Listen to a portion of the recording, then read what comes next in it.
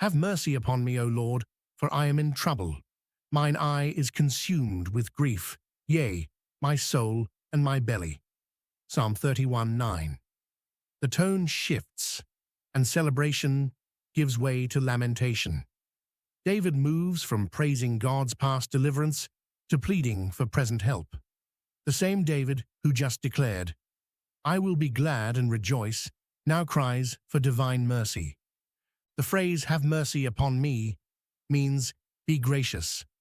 David throws himself upon God's grace.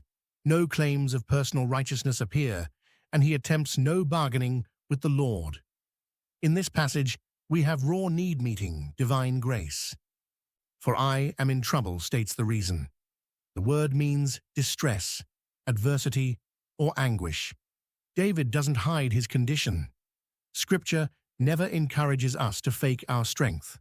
Paul writes, "Most gladly, therefore, will I rather glory in my infirmities, that the power of Christ may rest upon me." 2 Corinthians 12:9.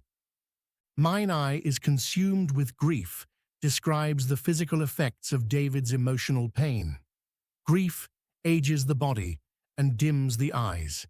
This isn't just sadness, but deep anguish. The phrase, "yea, my soul and my belly," enhances the damage. Grief touches every part of David.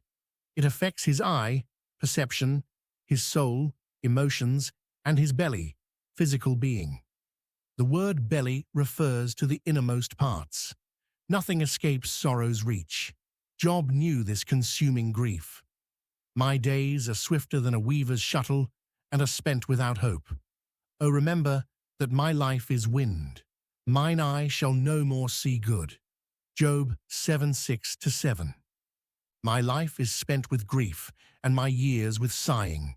My strength faileth because of mine iniquity, and my bones are consumed." Psalm 31:10. David elaborates on his deterioration. Time itself becomes an enemy. "My life is spent" refers to his life ending. Grief dominates his remaining days. The expression, "my years with sighing," parallels the preceding phrase. The word sighing means groaning or moaning. It describes involuntary sounds of pain where every breath carries sorrow. Not just moments or hours, but years pass in groaning. "My strength faileth" continues the list of David's sorrows. The word means to stumble, to stagger, or to totter. The word describes someone too weak to stand. Grief saps physical power, and it can weaken even the strongest warrior. The expression, "because of mine iniquity," introduces a crucial element. David connects his suffering to sin. Not all suffering comes from personal sin, but David acknowledges that his does. David doesn't blame others. He accepts his personal failure. This recalls David's confession to God after his confrontation with Nathan. "Against thee, thee only, have I sinned, and done this evil in thy sight." Psalm 51, verse 4. Sin brings consequences. Grace forgives, but scars remain. The phrase, "my bones are consumed," completes the description. Even the skeletal structure suffers.